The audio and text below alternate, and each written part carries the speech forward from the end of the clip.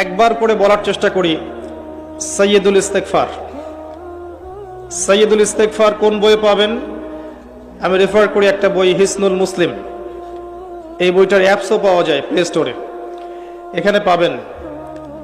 সকালবেলা পড়ার পরে কেউ যদি সন্ধ্যার আগে মারা যায় ইনশাল্লাহ জান্নাতে যাবে। সন্ধ্যাবেলায় পড়ার পরে ফজর হওয়ার আগে যদি মারা যায় ইনশাল্লাহ জান্নাতে যাবে।